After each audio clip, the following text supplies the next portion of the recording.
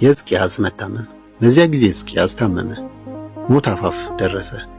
የአሞጽ ልጅ ነቢዩ ኢሳይያስም ወደ እርሱ መጥቶ እግዚአብሔር እንዲህ ይላል፣ ከሕመምህ አትድንም፣ ትሞታለህና ቤትህን አሰናዳ አለው።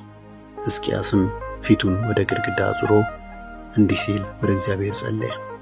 እግዚአብሔር ሆይ በፊትህ በታማኝነትና በፍጹም ልብ ደስ የሚያሰኝህንም በማድረግ እንዴት እንደኖርሁ አቤቱ አስብ።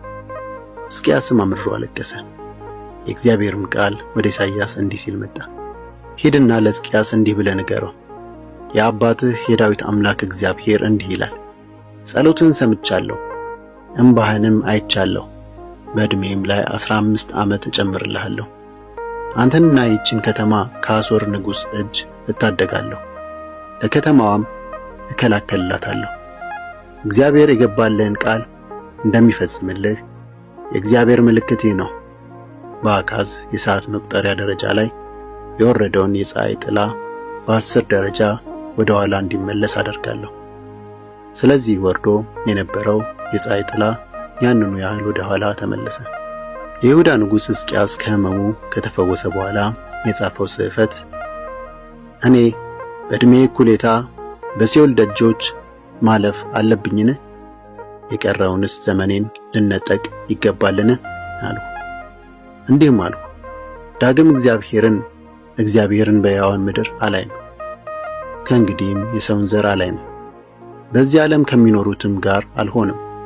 ቤቴ እንደ እረኛ ድንኳን ተነቀለ፣ ከእኔም ተወሰደ። ሕይወቴን እንደ ሸማኔ ጠቀለልኩ፣ ከመጠቅለያ ቆርጦኛል። ከጠዋት እስከ ማታ ልትጨርሰኝ ፈጠንህ፣ እስከ ማለዳ በትዕግሥት ጠበቅኩ። እርሱ ግን እንደ አንበሳ አጥንቶቼን ሁሉ ሰባበረ። ከጠዋት እስከ ማታም ልትጨርሰኝ ፈጠንህ። እንደ ጨረባ እንደ ሽመላም ተንጫጫሁ፣ እንደ ርግብ አልጎመጎምሁ። ዓይኖቼ ወደ ሰማይ በመመልከት ደከሙ።